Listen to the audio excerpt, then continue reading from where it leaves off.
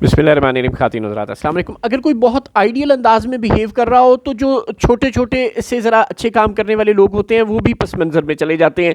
यानी बुरे काम करने वाले तो ज़ाहिर है लोगों को और जहर लगना शुरू हो ही जाते हैं अच्छे काम करने वाले और आइडियल अंदाज में बिहेव करने वाले शख्स को देख कर।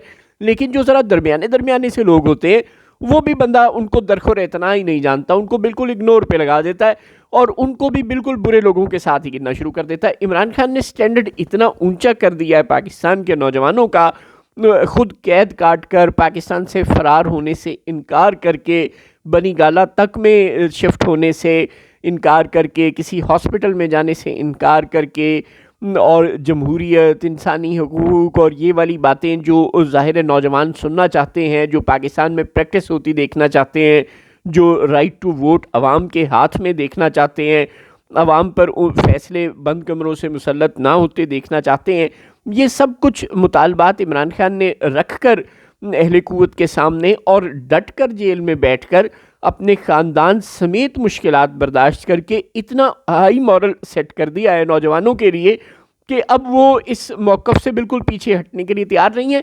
और वो नून लीग और पीपल्स पार्टी किसी को भी दरखुर एतना जानने को तैयार ही नहीं है, बिल्कुल नो लिफ्ट पे लगाया हुआ है। फैक्ट ये है कि नून लीग और पीपल्स पार्टी वाकई एक सिक्के के दो रुख हैं नहीं, उनमें काफ़ी फ़र्क है। इस वक्त तक की सिचुएशन से यही लगता है।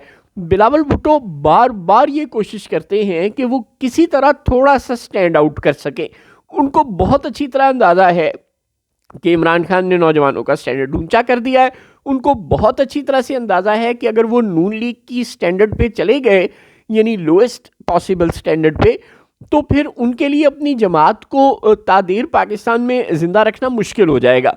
चुनांचे वो 100% पॉलिटिकल और डेमोक्रेटिक वैल्यूज़ पे समझौता नहीं कर रहे, वो तकरीबन कोई 70-80% समझौता कर रहे हैं।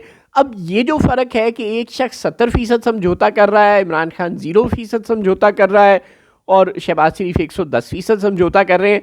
अब शहबाज शरीफ की निस्बत जो बिलावल भुट्टो का फ़र्क है वो 40% कम का है, लेकिन उसके बावजूद अवाम उनको लिफ्ट नहीं करवा रही।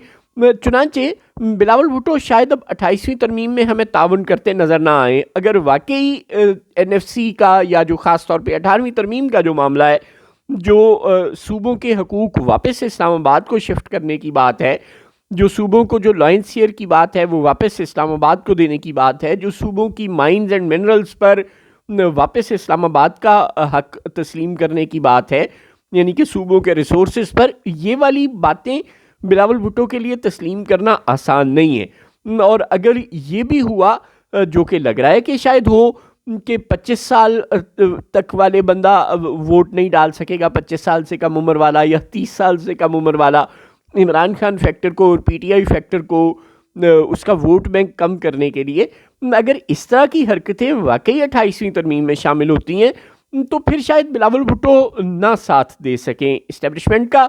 ये जो ऐवान सदर में तकरीब जिस पर बहुत ज़्यादा तनकीद हो रही है हर जानिब से, ये तकरीब बिला वजह नहीं थी। ये तकरीब एक सोचा समझा मंसूबा थी।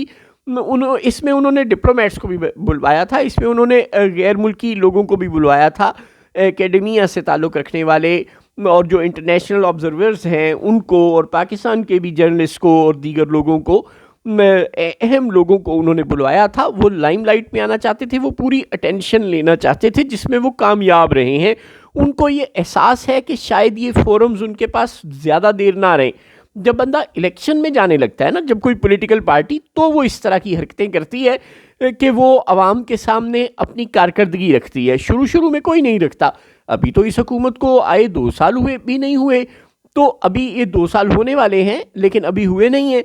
तो 2 साल से पहले अगर कोई अपनी परफॉर्मेंस रखने के लिए लोकल और इंटरनेशनल ऑब्जर्वर्स को बुला के बताए कि ये देखो मेरी सिंध हुकूमत ने ये किया है, और ये देखो थर के कोयले के को हमने ज़ाया नहीं किया, उन रिसोर्सेज को हमने उनसे ये इस्तेमाल किया है, ये काम में लाए हैं, और नहरों के मामले पर भी वो हमने देखा कि वो इस्टेब्लिशमेंट के ख़िलाफ़ आड़े आ गए। 27वीं तरमीम में भी जो इस्टेब्लिशमेंट ने इजाफी मुतालबात किए थे NFC, और 18वीं तरमीम से मुतल्लिक बिलावल ने उनको नो कर दिया था। और अब 28वीं तरमीम का जब डोल डाला जा रहा है, उस वक्त भी बिलावल उल्टा इस तरह की प्रेजेंटेशनें देने लग गए।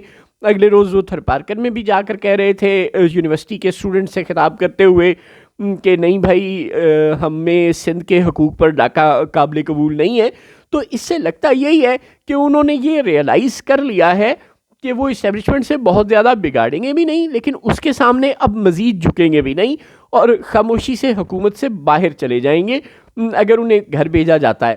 تو اگر نون لیگ اکیلی رہ گئی تو کیا وہ باقی چھوٹی چھوٹی جماعتوں کے ساتھ مل کر حکومت چلا سکے گی؟ میرے والوں تو نہ ہی سمجھو۔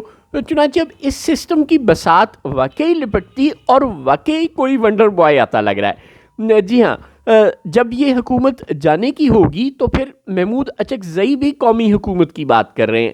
چنانچہ یہ ہو سکتا ہے کہ کسی ونڈر بوائے کی قیادت میں واقعی کوئی کل کو ہمیں قومی حکومت قائم ہوتی ہوئی نظر آئے۔